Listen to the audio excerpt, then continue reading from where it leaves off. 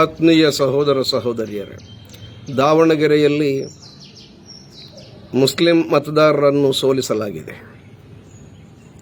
ಯಾಕೆ ಇದು ಹೇಳ್ತೀರಿ ಅಂತ ನೀವು ಕೇಳಬಹುದು.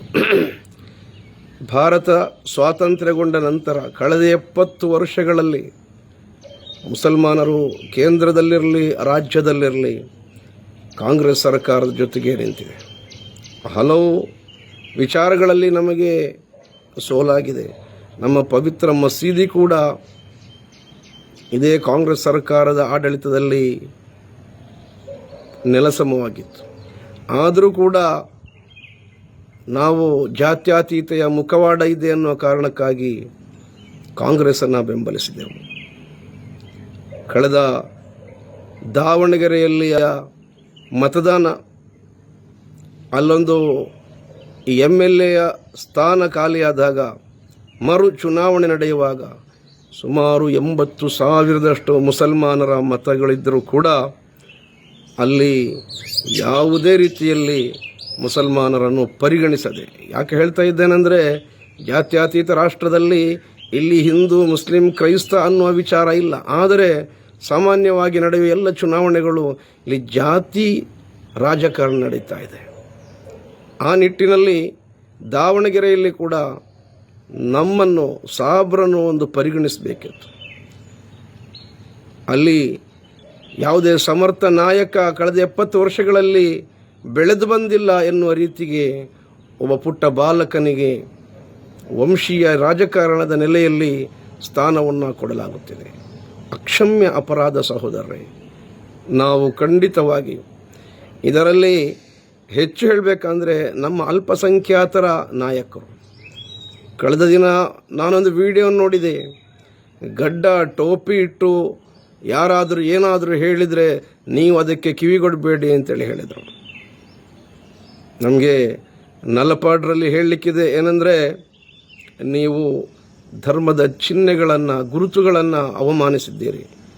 ಕೇವಲ 4 ಓಟುಗಳಿಗೆ ಬೇಕಾಗಿ ಪಕ್ಷದ ಗುಲಾಮರಾಗಿ ಸಮುದಾಯದ ವಿರುದ್ಧ ಮಾತನಾಡಿದ್ದೀರಿ. ಖಂಡಿತ ನಮಗೆ ಗೊತ್ತು, ಯಾವ ರೀತಿ ಯಾವ ಜನರನ್ನು ಎಲ್ಲಿ ಇಡಬೇಕು ಅನ್ನುವಂತಹ ವಿಚಾರ ನಮಗೆ ಗೊತ್ತು. ಯಾವುದೇ ಕಾರಣಕ್ಕೂ ನೀವು ಧರ್ಮದ ಚಿಹ್ನೆಗಳ ವಿರುದ್ಧ ಮಾತನಾಡಿ ಜನರಲ್ಲಿ ಭಾವನಾತ್ಮಕವಾದ ಘಾಸಿಯನ್ನುಂಟು ಮಾಡಬಾರ್ದು ಅಂತೇಳಿ ಈ ಸಂದರ್ಭದಲ್ಲಿ ಹೇಳಿಕ್ಕೆ ಇಚ್ಛೆಪಡ್ತಾ ಇದ್ದೇನೆ. ರಾಜಕಾರಣ ಅನ್ನೋದು ಒಂದು ಶಕ್ತಿಯಾಗಿದೆ.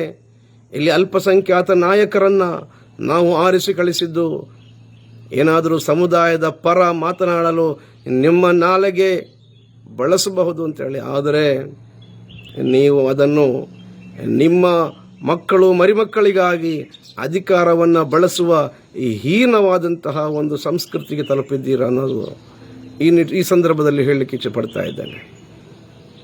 ಸ್ವಾತಂತ್ರ್ಯ ಪೂರ್ವದಲ್ಲಿರಲಿ ಸ್ವಾತಂತ್ರ್ಯದ ನಂತರ ಇರಲಿ ಹಲವಾರು ನಾಯಕರುಗಳನ್ನು ನಾವು ಕಂಡಿದ್ದೇವೆ. ಅವರು ಈ ಸಮುದಾಯದ ಬಗ್ಗೆ ಬಹಳ ಕಾಳಜಿಯುಳ್ಳವರಾಗಿದ್ದರು. ಆದರೆ ಇತ್ತೀಚೆಗೆ ನಾವು ಕಾಣುವಂತಹ ಕೆಲವೊಂದು ನಾಯಕರು, ಅವರಿಗೆ ಧಾರ್ಮಿಕತೆಯಂತೂ ಇಲ್ಲ, ಧಾರ್ಮಿಕತೆಯ ಬಗ್ಗೆ ಎಳ್ಳಷ್ಟು ಕಾಳಜಿ ಕೂಡ ಇಲ್ಲ. ಎಲ್ಲವೂ ಬಿಟ್ಟು ಚುನಾವಣೆ ಬರುವ ಸಂದರ್ಭದಲ್ಲಿ ನಮಗೆ ಸಿಕ್ಕುವಂತಹ ಒಂದು ದೊಡ್ಡ ಅವಕಾಶ ಇದ್ದರೂ ಕೂಡ ಅಲ್ಲೂ ಕೂಡ ಮಾತನಾಡಲಿಲ್ಲ. ಅದು ಬಿಡಿ, ಅಲ್ಲಿಯೂ ಬಂದು ಸಮುದಾಯದ ವಿರುದ್ಧ ಕತ್ತಿ ಮಸೆಯುವ ನಿಮ್ಮ ನಾಲಗೆಯನ್ನು ನಾವು ಖಂಡಿತವಾಗಿಯೂ ಹತೋಟಿಯಲ್ಲಿ ಇಟ್ಕೊಳ್ತೇವೆ. ಎಲ್ಲರೂ ಕೂಡ ಆಲೋಚಿಸಬೇಕು. ಇಲ್ಲಿ ದೇಶೀಯ ಮಟ್ಟದಲ್ಲಿರಲಿ ರಾಜ್ಯ ಮಟ್ಟದಲ್ಲಿರಲಿ ಜಾತಿಯ ರಾಜಕಾರಣ ನಡೆಯುವಾಗ ನಮಗೆ ಯಾಕೆ ಕೇಳಿಕೊಂಡು ನಮಗೆ ಸಿಗುವಂತಹ ಒಂದು ಅತ್ಯುತ್ತಮ ಅವಕಾಶವನ್ನು ಬಳಸಬಾರದು? ಕಳೆದ 70 ವರ್ಷಗಳಲ್ಲಿ ನಾವು ಸೋತದ್ದು ವಿದ್ಯಾಭ್ಯಾಸದಲ್ಲಿ ನಾವು ಹಿಂದಿದ್ದೆವು. ಅದಕ್ಕೂ ಕೂಡ ಕಾರಣ ಇದೆ. ಬ್ರಿಟಿಷರೊಂದಿಗೆ ಯಾವುದೇ ಸಹಕಾರ ಕೊಡಬಾರದು ಅನ್ನೋ ರೀತಿಯಲ್ಲಿ ಅವರ ಭಾಷೆಯನ್ನು ಮಾತನಾಡುವುದು ಬೇಡ, ಅವರ ವಿದ್ಯಾಭ್ಯಾಸ ನಮಗೆ ಬೇಡ ಅಂತೇಳಿ ದೇಶ ಪ್ರೇಮದ ಹೆಸರಲ್ಲಿ ನಾವು ವಿದ್ಯಾಭ್ಯಾಸದ ವಿಚಾರದಲ್ಲಿ ಹಿಂದೆ ಬಿದ್ದೆವು ಅಥವಾ ಬಹಳ ಹಿಂದುಳಿದೆವು ನಾವು. ಆದರೆ ಇಂದಿನ ಯುವಕರು ವಿದ್ಯಾಭ್ಯಾಸಕ್ಕೆ ಒತ್ತು ಕೊಡ್ತಾ ಇದ್ದಾರೆ. ಇಂದಿನ ರಕ್ಷಕರು ಕೂಡ ಅಷ್ಟೇ. ನಾವು ಕಲಿಯದಿದ್ದರೂ ಕೂಡ ನಮ್ಮ ಮಕ್ಕಳಿಗೆ ಕಲಿಸ್ತೇವೆ ಅಂತೇಳಿ ಪಣ ತೊಟ್ಟಿದ್ದಾರೆ. ಮಹಿಳೆಯರು ಡಬಲ್ ಗ್ರ್ಯಾಜುಯೇಷನ್, ಟ್ರಿಬಲ್ ಗ್ರ್ಯಾಜುಯೇಷನ್ಗಳು ನಡೆಸ್ತಾ ಇದ್ದಾರೆ. ಅದೇ ರೀತಿ ಯುವಕರು ಕೂಡ ಹಿಂದೆ ಬಿದ್ದಿಲ್ಲ, ಅವರು ಕೂಡ ವಿದ್ಯಾಭ್ಯಾಸದ ಕಡೆಗೆ ನಡೀತಾ ಇದ್ದಾರೆ.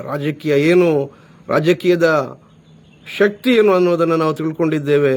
ಇನ್ನು ಖಂಡಿತವಾಗಿಯೂ ಇತರರಿಗಾಗಿ ಜೈಗೂಗಿಕೊಂಡು ಬೀದಿಗಳಲ್ಲಿ ಕಾಳಗ ಸೃಷ್ಟಿಸಿಕೊಂಡು ಇಲ್ಲಿ ಇನ್ನೂ ಜಗಳಾಡಿಕೊಂಡು ಬದುಕಲು ನಾವು ಸಿದ್ಧರಿಲ್ಲ. ನಮ್ಮ ಅವಕಾಶವನ್ನು ನಮ್ಮಲ್ಲಿ ಹೆಚ್ಚು ಜನ ಇರುವಲ್ಲಿ ನಮಗೆ ಕೊಡಬೇಕಾದಂತಹ ನ್ಯಾಯಯುತವಾದಂತಹ ಬೇಡಿಕೆಯನ್ನು ನಾವು ನಿಮ್ಮ ಮುಂದೆ ಹೇಳ್ತಾ ಇದ್ದೇವೆ. ನಮ್ಮ ಬೇಡಿಕೆಯನ್ನು ನೀವು ಕೇಳಲಿಲ್ಲ ಅನ್ನೋ ರೀತಿಗೆ ತಳ್ಳಿಕೊಂಡು ನಡೆಯುವುದಾದರೆ ಖಂಡಿತ ಇನ್ನು ಚುನಾವಣೆ ಕೂಡ 2028ರಲ್ಲಿ ಬರಲಿಕ್ಕಿದೆ, ನಂತರ MP ಚುನಾವಣೆ ಬರಲಿಕ್ಕಿದೆ. ನಾವು ನಿಮ್ಮನ್ನು ಎಲ್ಲಿ ಇಡಬೇಕೋ ಅಲ್ಲಿ ಇಡುತ್ತೇವೆ. ಖಂಡಿತ ನಮ್ಮನ್ನು ಇನ್ನೂ ನೀವು ತುಳಿದು ಕೇವಲ ಸ್ಥಾನವನ್ನು ನಾವು ಕೇಳುವಾಗ ನಿಮಗೆ MLC ಕೊಡ್ತೇವೆ, ನಿಮಗೆ ನಿಗಮದ ಅಧ್ಯಕ್ಷರನ್ನು ಕೊಡ್ತೇವೆ, ಎಲ್ಲೋ ಇಲ್ಲದ ಒಂದು ಸ್ಥಾನವನ್ನು ಸೃಷ್ಟಿಸಿಕೊಂಡು ಅಲ್ಲಿ ಕೊಟ್ಟು ಬಿಡ್ತೇವೆ ಅಂತೇಳಿ ಹೇಳಿ ನಂಬಿಕೆ ವಾಸ್ತೆ ನಮ್ಮನ್ನು ನಡೆಸಿಕೊಳ್ಳುವುದಾದರೆ ಖಂಡಿತ ನಾವು ಕಾನೂನುಬದ್ಧವಾದ ಹೋರಾಟವನ್ನು ಮಾಡಿಕೊಂಡು ಈ ಸಮುದಾಯ ನಿಮ್ಮ ಸರ್ಕಾರವನ್ನು ಬೀಳಿಸುವಲ್ಲಿ ಖಂಡಿತ ಪ್ರಯತ್ನ ಪಡ್ತೇವೆ. ಇಲ್ಲವಾದಲ್ಲಿ ನಮ್ಮನ್ನು ಸರಿಯಾಗಿ ನಡೆಸಿಕೊಳ್ಳಿ ಅಂತೇಳಿ ಈ ಸಂದರ್ಭದಲ್ಲಿ ನಮ್ಮಲ್ಲಿ ಹೇಳಲಿಕ್ಕೆ ಇಚ್ಛಪಡ್ತಾ ಇದ್ದೇನೆ. ಎಲ್ಲ ಮುಸಲ್ಮಾನರು ಕೂಡ ಜಾಗೃತಿಯಾಗಬೇಕು. ಯಾಕಂದರೆ ನಾವು ಕೇವಲ ಜೈಕಾರವನ್ನು ಕೂಗಿಕೊಂಡು ಬೀದಿಯಲ್ಲಿ ನಿಂತರೆ ಸಾಲದು, ನಾವು ಕೂಡ ಅಧಿಕಾರದಲ್ಲಿ ಬರಬೇಕು, ನಾವು ಕೂಡ ನಮ್ಮ ನ್ಯಾಯಯುತವಾದ ಸ್ಥಾನವನ್ನು ಕೇಳಬೇಕು. ಇದು ಕಾನೂನುಬದ್ಧ, ಅದೇ ರೀತಿ ಸಂವಿಧಾನಬದ್ಧವಾಗಿದೆ. ಯಾರು ಕೂಡ ಇದನ್ನು ಅಪಾರ್ಥ ಮಾಡಿಕೊಳ್ಬಾರ್ದು ಅಂತೇಳಿ ಎಲ್ಲರಲ್ಲೂ ವಿನಂತಿಸುತ್ತಾ ಜೈ ಹಿಂದ್, ಜೈ ಕರ್ನಾಟಕ.